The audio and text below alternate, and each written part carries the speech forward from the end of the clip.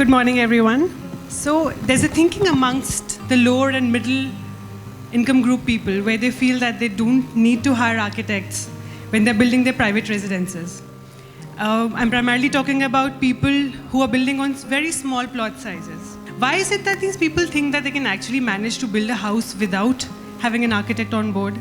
Is it because they feel that architects are very complicated and they'll only load them with a lot of technical information? Or is it because they don't want to pay the fees of the architect? Or they just simply don't feel that they need somebody called an architect to build their homes? Well, the prime reason to my understanding is one, lack of awareness of what is it that an architect really brings to the table, lack of knowledge that what is the role of an architect in a project, and most importantly, lack of this basic understanding that an architect actually helps bring the cost of the project down and not the other way around. So whom do they turn to? They turn to contractors who portray themselves as a one-stop solution for building their dream homes. From space planning to structure designing to licensing, procurement, execution, coordination services, handovers, they do it all. Why? Because they don't want an architect to dictate and supervise what they're doing, and they want to be their own masters. What does this lead to? This leads to very, very unsafe structure, posing high risk to the end user. It leads to leaking bathrooms with walls that can barely contain their plasters and paint, leads to spaces that are not ergonomically designed, and many more such problems. What's the solution? Education and awareness. Now, COA does not allow architects to market themselves and help tell people what is it that they really do. So we have to find a way to bridge this gap and make people understand that architects are their friends, well-wishers, and saviors who will help them in the process of building their dream homes. And once they understand this, they will realize that architects are actually suitable for doing all kinds of projects, however big or small. Thank you. That was wonderful. I like the way you said the contractors have become one-stop shop and we need to just break that. So I'll now hand over to architect Vineel Mathi. Yeah, hello all. Thanks for giving us this opportunity to take part in this presentation. So basically we are talking about what architects can do for this. So the first thing is architects can better understand the client needs and other constraints of the project. So it's basically interacting with the clients, understanding their requirements, and also at the same time enabling them to far better suggestions and other constraints too, like site orientation, maybe approach road, and also what all there in the neighborhood. And the second thing is we are talking about the value and also cost. So the overall project cost should be cost effective, and it has to be low cost and high value. Until and unless we give these sort of solutions, like the entire project has to be done at a lower value, since it's we are talking more about affordable residences, and the value has to be as maximized as much as possible. And also the better design, if the contractor is directly doing the project, he doesn't want to get into all these design aspects. He's not that bothered about the aesthetics. Also the spaces that architect can realize and visualize it during the design itself. And then what we feel is basically it's more of architecture is a relationship kind of business. It's not exactly we are doing it for say like finances and all. The reason being the middle class has a notion that normally architects make the entire project more costly, and that's one of the major reasons that we felt in the recent time, like having architects doing the project might increase the total value of the project too.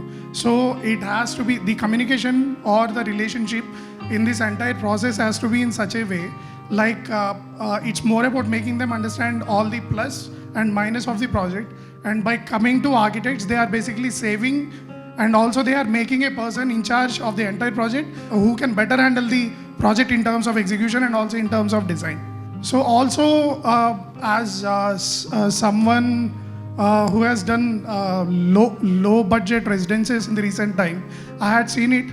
We have to make the entire process more of a fun kind of process, just because they will feel more attracted to us in terms of giving us the project and also understanding the project, rather than making it something like, yeah, we are approaching a professional, he might give us a solution which might be more costly and also more hectic in terms of giving time and giving certain amount of dedicating that sort of a time for them.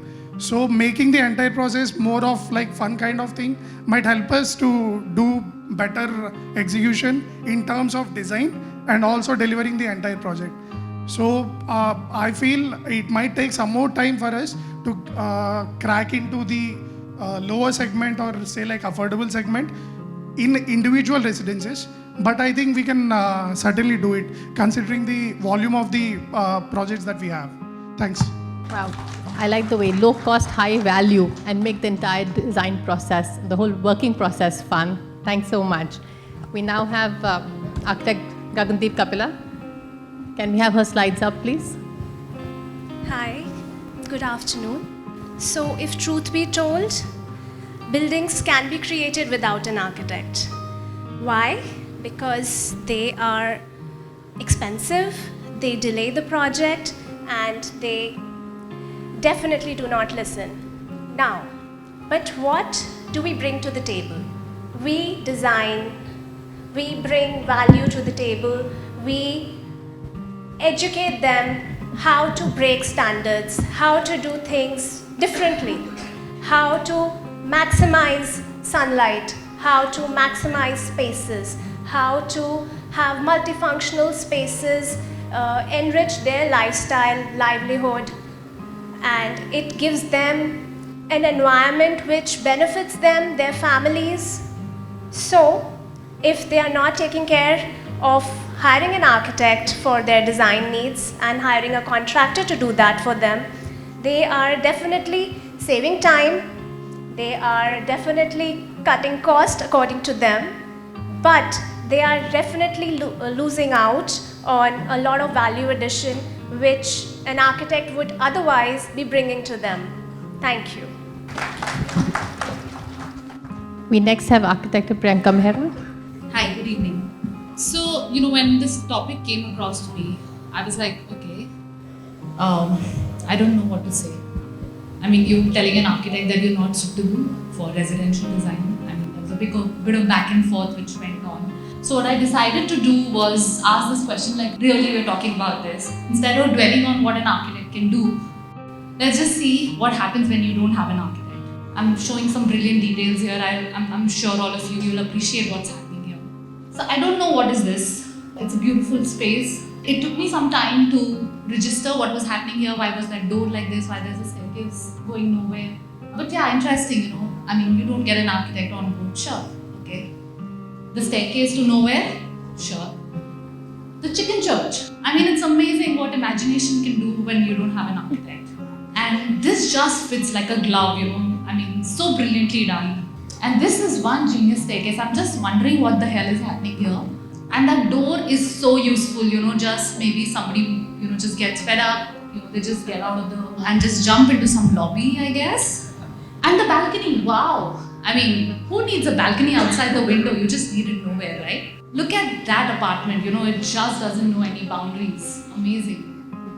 Another one, another gem, I mean, you just need an elevation feature. Why do you need to access a balcony? You don't care about it. Okay, I think it's a very good idea, just to put a caution that there is an uneven surface and, let people fall. I mean, what's the point of getting an architect on board? And who needs an emergency exit, right? I mean, let it just go. It doesn't make a difference where the staircase is going. And this I thought was brilliant. Like, if anybody can explain to me why this door was made like that, it's really a gem. And this another beautiful structure. Another staircase which leads to nowhere. I'm just wondering, how do I get out of, like, if I just walk it through it, I don't know what happens. Yeah, and obviously, doors need not be straight. They can be installed anyway. They can be used as windows. Why do you need them to be put in, the way they're supposed to be put? The fire hydrant is just to see, there's no point of using it actually, in just case of fire, you can see there's a hydrant there. You don't need to access the door. And please don't spoil my interiors. I've already put a clock there. Just let it, put your services around it. I don't care what you are doing with the rest of the things. And I guess this guy ran out of window shapes. He was like, okay, let me put all of them out there. Let's just do it. This guy is genius. You need a fan. All of us need fans. All the clients need fans. He said, okay, let's put the fan. Let's cut the column. Let's do it.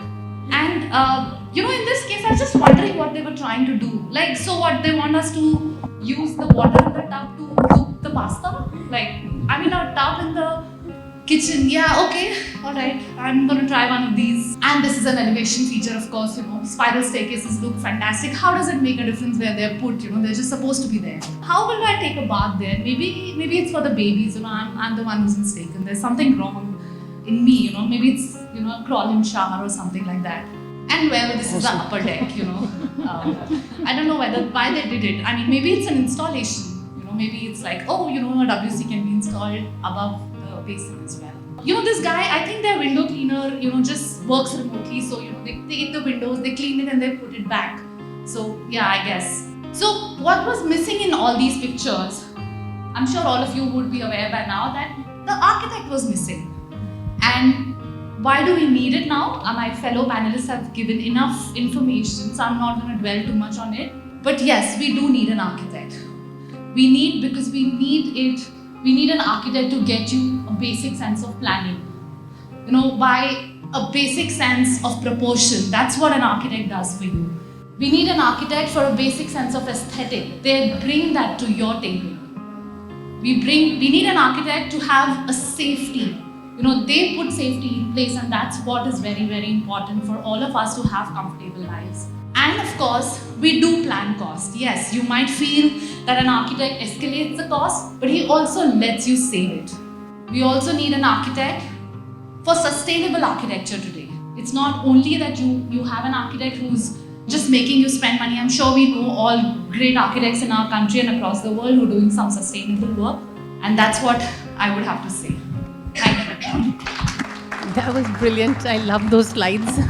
Hello everyone. As you know, I'm an architect and we do a lot of residences. And from my first-hand experience, I must say that architects are significant. They play a significant role in projects, no matter residences or any other, from the beginning until the handover. So besides these obvious expertise that an architect can bring onto the table, and we all know planning, lighting, materials, plumbing, electrical, many more, I'm going to focus on the not so obvious ones. Probably some recap here as well. Right. So we are sensitive designers. By that, we mean that we work through the project. We make sure that we understand all clients' aspirations and ensure to deliver these through design innovations, using emerging technologies, making some new, exploring new details, making some new details as well. But the most important is that we guide the homeowner throughout the project so that they can take an informed decision. We can also foresee a lot of construction site problems, and we make sure that we solve those on the drawing board itself. Okay, all right. So the architects can also provide a holistic approach, and that's what we do throughout the projects. We coordinate with stakeholders like clients, vendors, contractors, and we also make sure that all the cost, time and quality is managed well. We've been talking about cost quite a bit now, and we understand that for low segment and mid segment, these aspects are very important. But another aspect which is important is the aesthetics as well as the quality of it. We understand space, not just in terms of walls and ceilings, but we also help understand the client how important it is to see the proportions and scales of it.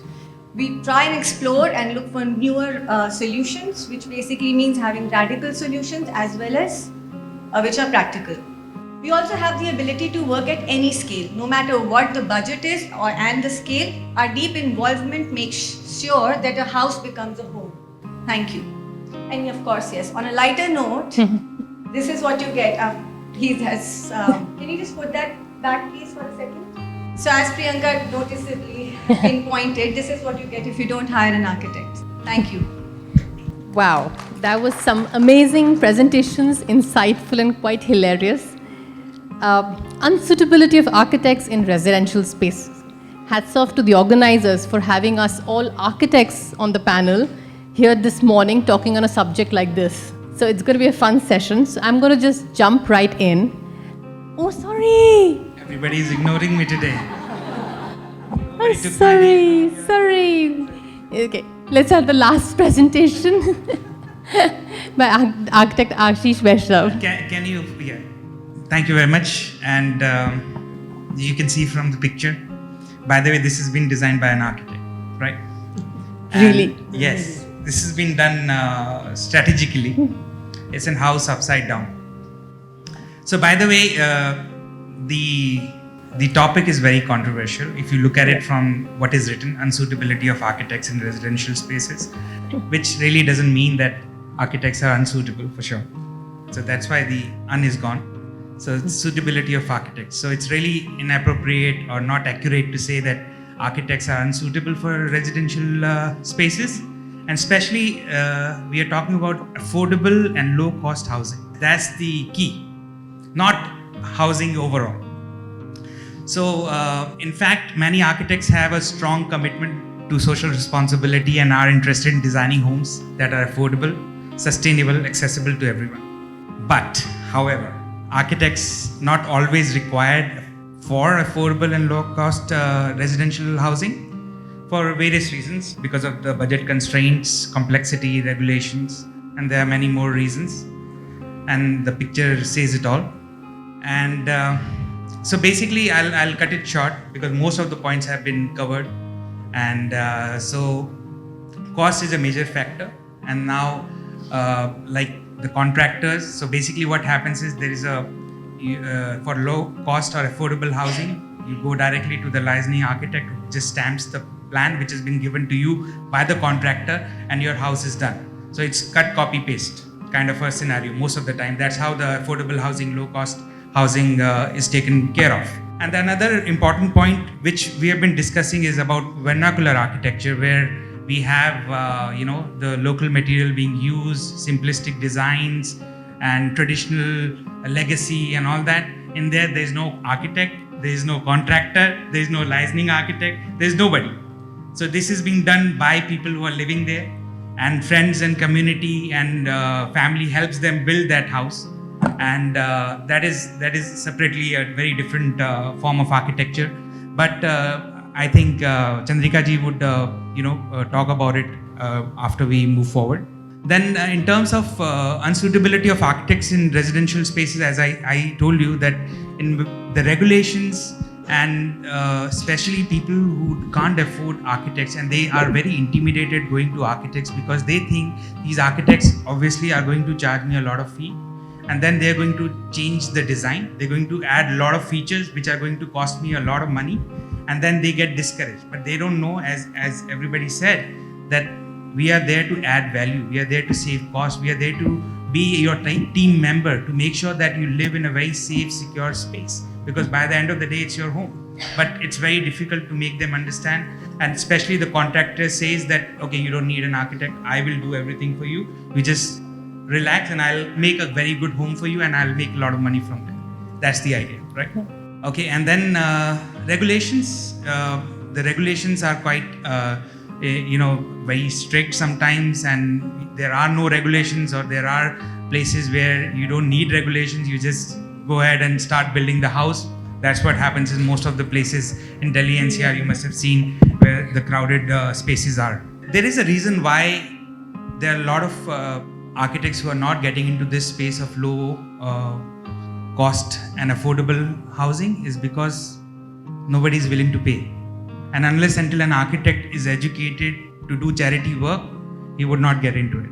So that's the thing. So you need to do charity, but not every time. You have to run the house, you have to run the office. So you need money to make things go.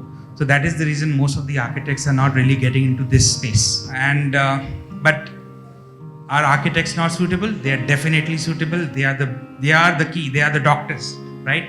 They are the one who are going to make the house secure, safe, as I said. And without them, it is very difficult to get the right structure on site. So I think architects are the key. They are the backbone of any design, and no design or safe design can be without the architects. Thank you very much. Thank you. Yes. So like I said, so many aspects have been covered in the presentations by everyone regarding this very controversial topic of having us all architects here. from why we need an architect, the kind of funny examples if you don't have an architect on board, to, like you mentioned, the contractor being the one-stop shop, to the lasering and the, structural stability, etc. coming in. So let's just jump right into it, and I'm going to first try and understand what are the kind of residential spaces you all are designing. So Gagandeep, if you could just have you, what is the kind of residential spaces you're doing? I do luxury high-end boutique residences in South Delhi. Yeah. Yeah. Vineel, what about you? So we are basically concentrating on residences in and around Delhi NCR. And also, as I'm someone from South, I'm from Andhra. So I'm doing 2 villas there in Vijayawada and Guntur area. So in terms of residences, we are approximately doing some 10 odd residences right now. So I think I can understand what my fellow panelists were talking about, all the problems that they have mentioned. See, at the end of the day, I feel like all 6 of us are for the suitability of architects. It's not about unsuitability anywhere. I think more or less talking about the problems that people are facing right now may face if they don't get a proper person to do the proper job. So at the end of the day, what we feel, it's about right people doing right job. As even Mehta sir was also saying in the keynote, so people deserve to have a good residence to live in. Yeah. So all these independent, we can say like affordable housing, they are like once in a lifetime residence for the clients. It's not like, yeah, acha nahi laga, we will go for something else. That's not going to happen. So as architects, if someone is coming to us with a project and all, basically residences for the, say like affordable class, we should take that extra care to give them a proper residence as architects. And also it has to be smart enough, like having all the new technologies, whatever they are affordable. And also like solutions that architect Azish was saying, it's not just about vernacular, we can even import the vernacular solutions, maybe someplace else which we might do it, maybe some detail from Kerala, if we are able to do it in Noida too, that might reduce certain amount of cost too. So I feel it so, but sorry, coming back to your question, so I might have gone from. No. So I want to know, I want to understand what are the kind of residential spaces you're doing? So like you mentioned, yeah. Are you working with the low and mid income? Yeah, As someone who has started firm recently, majority of my projects are like in the affordable range or maybe just above that. But majority of all my projects are like maybe villas in 300 square yards, 350 square yards, something like that. All right. Priyanka, what about you? What are the kind of residential spaces you're doing? So while we do a lot of high-end residences in Bombay, we're doing a couple of work in Dubai, and we're also doing work in the north. But I have recently, we've recently been approached by a lot of smaller towns. We're doing something in Bikaner. We're doing something in a place called Satna. And you will be surprised that these are not very high-end residences. They're surprisingly, I would say, middle class. Yeah. But they are okay to spend on an architect. Okay, because they have realized that there is an awareness which is coming through, and I feel where people are realizing that maybe getting an architect on board is not such a bad idea. So they will come to us, like we're doing 3 or 4 of such projects in smaller towns where they've come to us, say, okay, we are ready to pay your fees, but we'll do the construction ourselves. You guide us through. And I think that is something that we all should aim at. Obviously not everybody can afford a 20,000 rupees a square foot house. Yeah. There are people who would want to finish a house in 3,000, 4,000 rupees a square foot as well. But the point is that we have to make them aware that why do you need us to do that? Yeah. That's so true. That's true. So Ashish, what about you? You're doing a lot of golf courses, and does that take you to the homes too? Yes, absolutely. And I've been lucky designing golf courses throughout the country and abroad as well. So we do golf-centric real estate development, and our sites start from 100 acres to 600 acres. We are doing a project in Cape Verde. It's 2,000 acres. Wow. And there are 4 championship golf courses in that site. So, but nothing, the golf is a value add. But it's for the premium you get for the residences around it. So there are, we do very limited and lifestyle ultra luxury villas around golf courses. That's our forte. And we have to make sure that the client who is investing in a golf course needs to have the premium which he's paying for, because golf by itself is not going to make money. The residents is the people who are going to pay living on the golf course, because that's an aspiration to be on a golf course, looking at the golf course, the beauty and all that. So coming back, very high-end lifestyle villas. And yeah, that's it. Nothing far from the topic that the area we're trying to touch on. Thank you. Manishi, what about you? You're doing a lot of condominiums, and are you also looking at a lot of mass housing?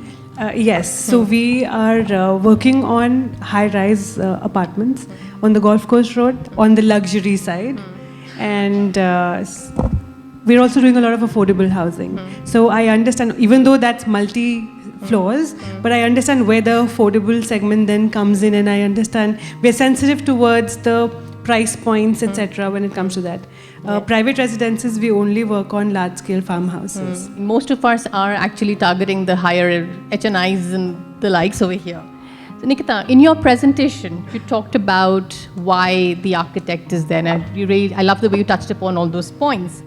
But why are the majority of architects not working in mid and low-income homes? So I'll tell you, right now we also work on high-end residences, a lot of villas, international projects, international residences.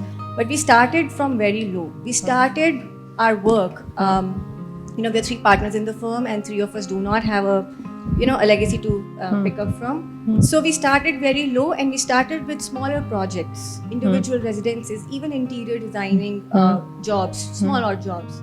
What we realized was those people did not have a budget, but there was awareness, and that's what we've been talking about lately. I do feel social media has played a very important role. Oh yes. So there was a time when architects were not even known. There were only big ones, and we used to only talk about Lee Corbusier or B.V. Doshi, late B.V. Doshi, and that was it. It has happened recently that a lot of us architects have come into limelight because of social media. That has helped to increase the awareness. And that is what is benefiting us as well as the end user, the homeowners. They understand the value of an architect, but what happens is that the first expense that a homeowner makes after buying a property or a land or however they are investing in it, it's probably the fee of the architect and the consideration that should an architect be a part of the whole project or not. They don't understand that architect's fee is actually just a minuscule, in comparison to the cost of the project. And how much benefit is an architect going to bring on the table? Be it cost, be it time, or the quality. So that is something which now, and as Priyanka also mentioned, that we are now seeing a change, and it is because of social media. I have to thank, that bit.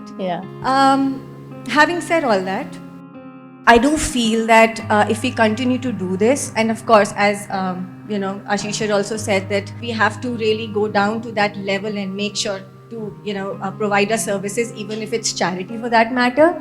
Probably some of us who are at a better position at this point in our careers should definitely start to do that. I would like to say something. I spoke about the projects not being affordable, but that does not mean we are exploiting resources. We are very sustainable in our design. We want to make sure that every design, every villa which is being built is self-sustainable, sustainable, and very close to the nature. And one thing I want to clear here today, there is a notion that golf courses are not environment friendly, but that's not the case. Golf courses are very friendly, as long as the chemical fertilizers are not being used and they are not being exploited to keep it green all the time. They are very sustainable. We have done a project in Abu Dhabi. You know how the water there is.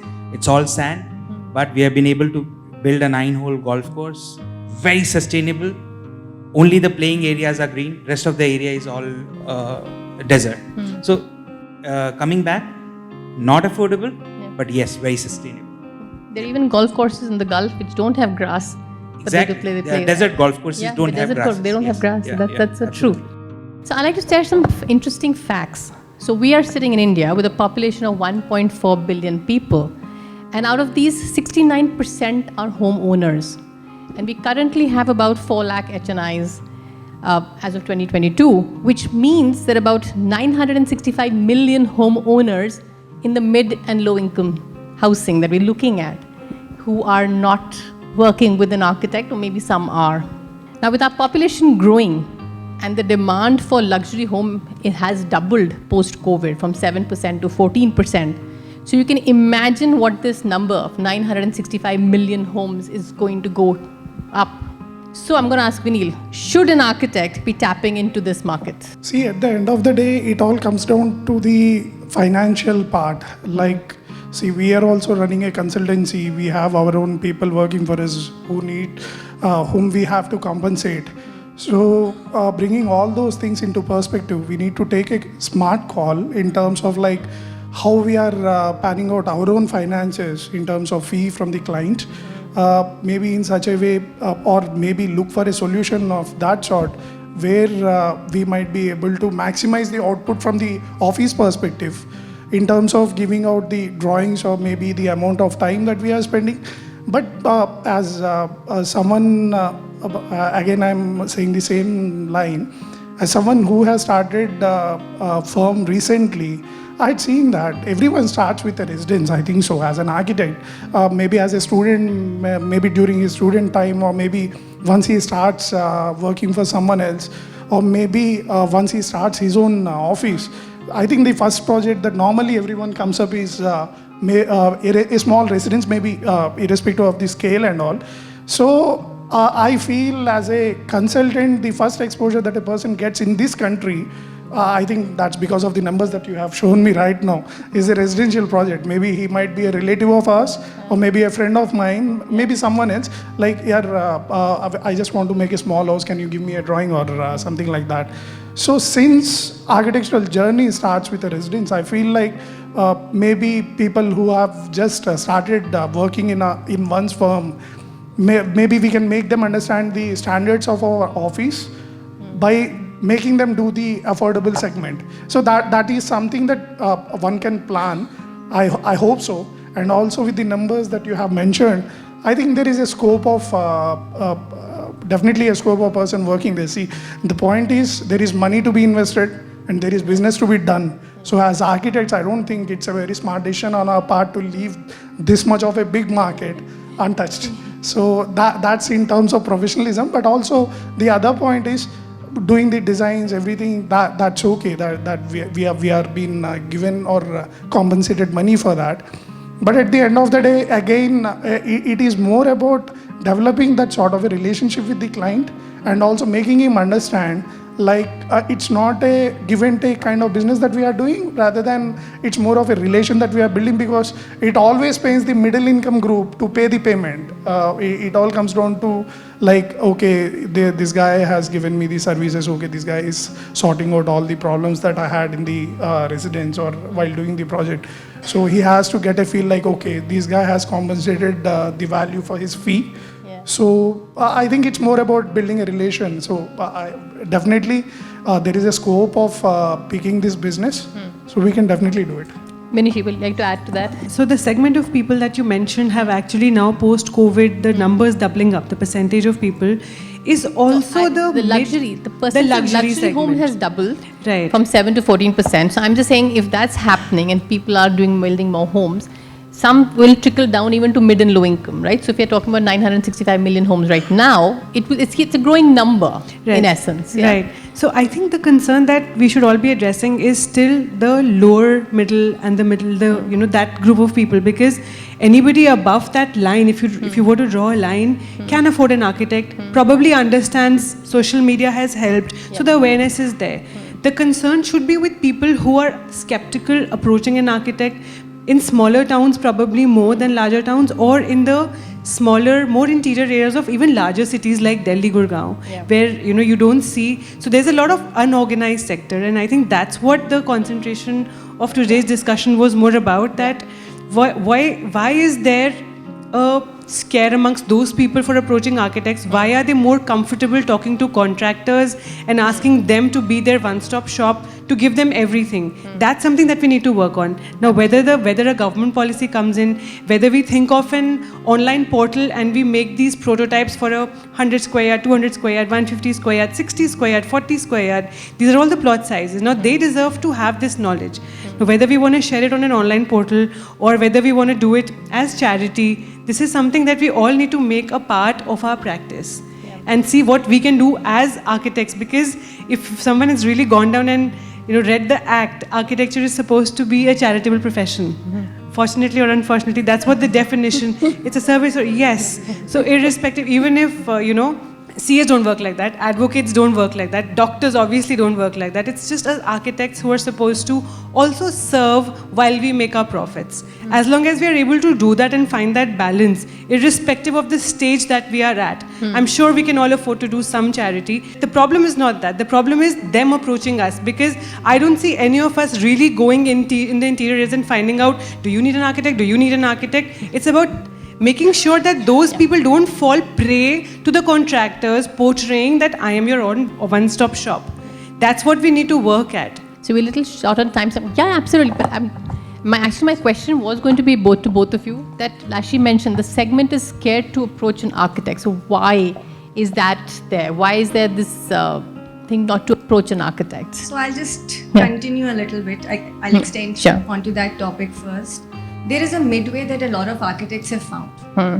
Not charity, not designing till the last day, until the handover. A lot of architects have now started to make packages. There is a package of a certain plot size and a certain budget, and a lot of them have been very successful in doing that. So what you basically do is you spend a lot of time in the beginning of the project understanding the client's needs, aspirations and needs both, and make sure that you deliver those, you take care of those at the concept level or the development level, design development, and the rest of it as far as details and execution, type of materials to be used are standardized. That way an architect saves a little bit of cost in the infrastructure bit internally in the office, but at the same time is able to deliver at probably a lower cost, but that really depends on what the architect is doing, but largely that. So there is a midway, and hence I believe that the low segment and the mid segment is definitely approachable in that sense. And yes, of course, they also have to come forward and approach us both ways. So why is this segment not approaching architects? Probably, so slowly we're getting there, but definitely the lack of awareness. It has to be that. And the fact that, my neighbor has got a house done, and it's been decently done, if not very well. My neighbor says, why don't you also build yours? Well, who has built it? The contractor. And that is where the buck stops. It's a contractor, okay, we have a licensing guy. We were talking about it offhand. The contractor becomes a one-stop shop. And who needs an architect? The neighbor defined his needs, and the contractor was able to deliver. It doesn't matter if that's, that plumbing pipe, that P-trap is visible. It doesn't matter, right? And they'll figure out ways of doing it. But this is doable and acceptable in small tier cities. But as I said, because there has been a little bit of more social media happening, and people are realizing that even small projects can be wonderfully done. And that is why one of the reasons why I presented a lot of fancy pictures there in the presentation was that it is doable. You just have to find the right options for the client. They have to understand that why they have to invest in us, and a little bit of fee, if not too much, is also should be all right, because they are going to save much more in the long run. Right. So Ashish, you had mentioned in your presentation about the vernacular and how organically things have come about, right? The villages and the huts were not with an architect or a contractor, and the people themselves built. Now, if here, as she mentioned, that if someone's one house and the contractor is doing it, there's a certain vernacular vocabulary that was present through various zones of India, and we've all studied, and that was very sustainable in the way materials are. But today, with the government, infusing pakka construction in our villages, homes are being funded by the government to build their own homes on their land, which are now concrete and brick and concrete and mortar. What is the vocabulary going to be?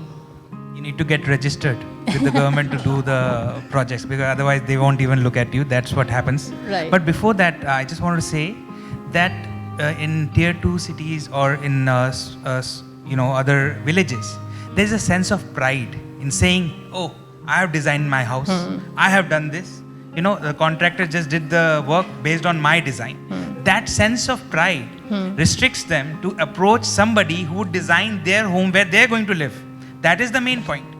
Where in other part of the, like in upper segment, urban areas, there's a sense of pride in, this architect has done it. Yeah. That so and so architect has done it. But that's the other way around when you go down to the villages. They want to feel that I am the designer of my own house. This is my house. I'm going to live there. I'm the one to choose. This is one of the things which I think would change probably in due course of time when we educate them. Yep. Now coming back, like you were saying about Pakka Ghar, we have to be Pakka and get registered, and that's the way probably. Right. I think there are two aspects to this. There is one aspect that yes, there's a huge influx of information which is there for homeowners today. We've been approached by clients who've come and told us to the point that, okay, you designed my house, but this is a presentation of how I want my house to be. This is a plan. This is where this location needs to be. This is where this location needs to be. I want my house to be finished, to be shot by this particular photographer, and to be styled by this particular stylist. I'm like, okay, why do you need me? But that is one aspect. The second aspect, what he said was, yes, that pride is there. That, okay, I did design my house. I did. I know everything. I think, but somewhere that particular aspect is a lot more what we faced in larger cities, because the information is so much that the client is like, मुझे तो सब कुछ आता ही है, आप क्या बताओगे? Which is not so much in smaller cities. So if you see a lot of architects are working in smaller cities. I mean, we have contemporaries, so many of them, going to these cities, and people are approaching and say, okay, we're going to pay, like I said, we're going to pay your fees, but just make sure that the cost is, sort of controlled.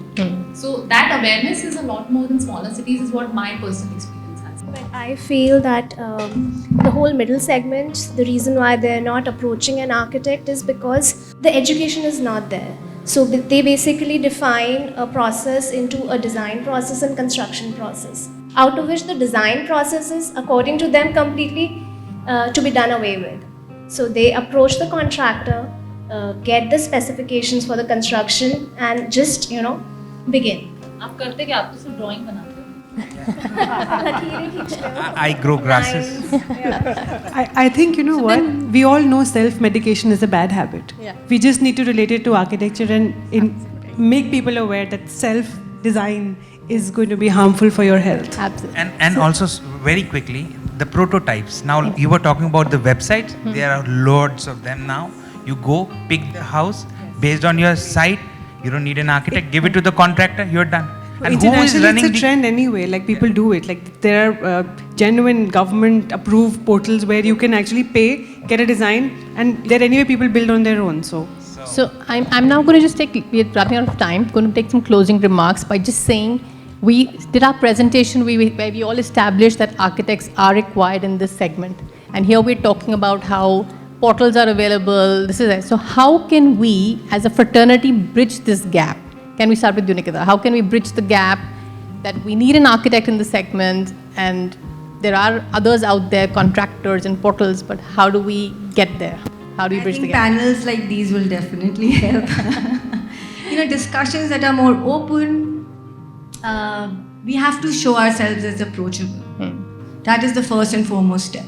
Yeah. How do doctors, manage to do that in villages? When we start to be there, be present for them, and tell them that you could have done this better, maybe. The homeowner will definitely pass on that message to his neighbor, as I said, who's going to build a house, and tell them, it's not bad to consider an architect as well. Yeah. So it definitely starts from that. Right. Priyanka, what about you? I think somewhere it also needs to come down from the government, from the Council of Architecture. There has to be some sort of a regulation which is still not there in our country. Yeah. I mean, the interior sector is completely unregulated. Anybody can do an interior design. Similarly, even for architecture, I think certain regulations need to be put in place. Of course, with the fraternity, with the government, hands in hands, and that is what will definitely help. Yeah. Whether it's an affordable sector or it's the luxury sector. I completely agree. We need to have a lot of regulations down there. Grassroots. When you talk about masses, anything which needs to be like gully cricket, you need to be out there, right? We are talking here in a 5-star hotel, looks very fancy, but we are not there. Yeah. So there must be people out there helping villagers we are not aware of. Architects, designers, contractors, they are doing it. But you cannot go to the masses with sitting here. And do you have the time? Do you have the energy? Do you have the resources? Maybe, maybe not. Yeah. So it all depends on that. You have to be there. Be out there more. Yes, Yeah. that's the only way. I feel a larger community needs to come together to make design affordable. So at the present, design is not affordable. Construction can be managed because you are controlling everything. Design you're not controlling. So we have to figure out some parameters by means of which we make the process of design approachable and affordable to the masses. Out of all the professions that we know, like architects, CA and advocates and doctors, architecture is like a baby. It's brand new. It's just been 50 years to the Architects Act that it's become like a recognized profession. From that point of view, we've come a long way today. Whether it was social media, whether it was having that these many women in the panel is also like a practicing architects. It's a thing because it wasn't the case a few years back. So yes, so we have come a long way, but then miles to go before I sleep. Yes, so I completely agree with Priyanka. That's something I had on my mind as well. For that, COA needs to come up. We need to probably have drives, making people aware that this is what you gain, this is what you lose. Similar way where we tell them that why vaccination is important and why so these kind of something as basic and simple as that we need to really get down like he said. So a lot needs to be done, and we should probably in the next time think about calling somebody from the COA in a panel like this so that something can actually be done instead of talking like he said in a 5-star hotel. I just realized that if we also connect with the contractors, because that's where it all starts at the lower level. No, if we make sure that, however, I don't know, the fee is absorbed or however, but it may start properly and at the right level when we connect with the contractors as well. One of the points I think no one touched upon, I was about to say, is accessibility in terms of location. Most of us are sitting in big cities, right? These contractors and the people who are working on site have come from these smaller cities. So they come with the experience and we are not there. So yes, if there are architectural colleges in some bigger cities, we should have people working in all tier 3, 4, 5, 6. Then they become the accessible point. So even their operational cost will be much lesser. They'll be able to be, take it into that segment also better in terms of being locally aware of the requirements, materials, etc. Just thinking loud. Yeah. Internship should happen in that area. Actually. Yeah. Internships should not Just be like in urban doctors. areas. Yep. Should be there in like rural doctors, areas. yeah. Let the students help the villagers, help the contractors. Yes. Because anyways they are doing it 6 free. months, go and learn. So, isn't it? Yeah. Yeah, maybe. That's a good idea. Which the basic thing which I feel is like we have to make the client understand that he deserves more than what he is getting in the maybe local area or maybe what the contractor is giving. Once we make them understand, like we do the tasting for food, right? When a big buffet has been ordered or maybe about to be served, we just have a taste of everything, like what's tasting better. So maybe if we can make them understand that you deserve much more than what you are getting, so I think that will sort out every problem. Maybe so. Maybe. Like you mentioned, value for money at a lower cost. But at the end of the day, I like the way architects mentioned, Mehta, in the keynote speech, that we are professionals and construction is a large part of a big industry catering to so many people. So that awareness to use a professional and that approachability has to be there. Smartex.